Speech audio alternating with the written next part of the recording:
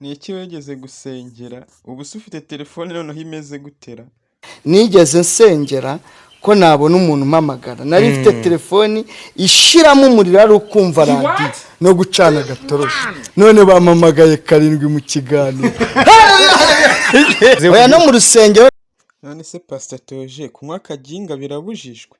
Ko numva ubundi baba bigize birebire, akaginga nyine si akaginga.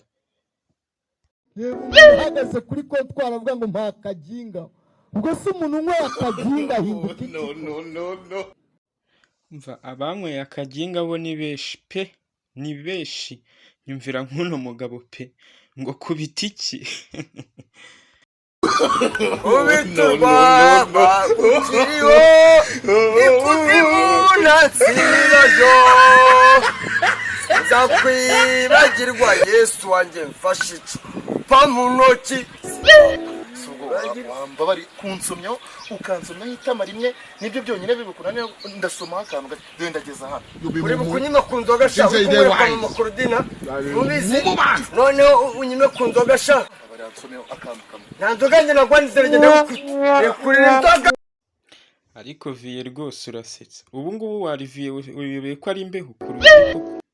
Basaza biki gihe nabo baranenguha.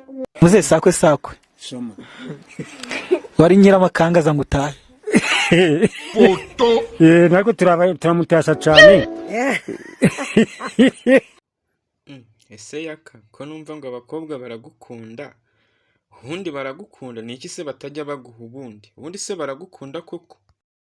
Abakobwa bo kabisa barankunda nubwo batajya bampa kukimara amafaranga ariko barankunda kabisa.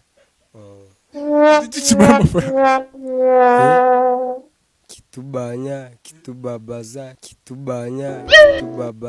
toka kurewe. Ariko akumiro nikore si ya rwamara koko. Niba se nabyo birimo reka da. No.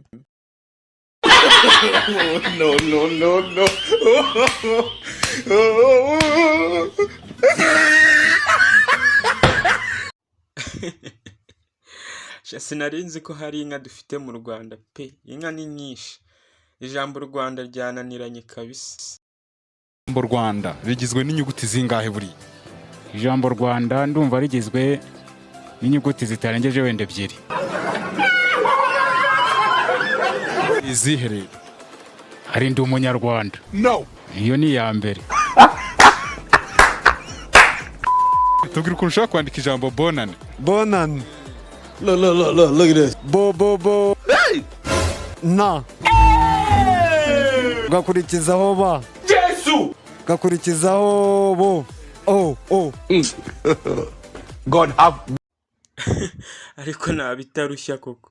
Ubuse nk'aka kagabo kiyemeraga gutya koko bigenze gute? Ndebera kweri.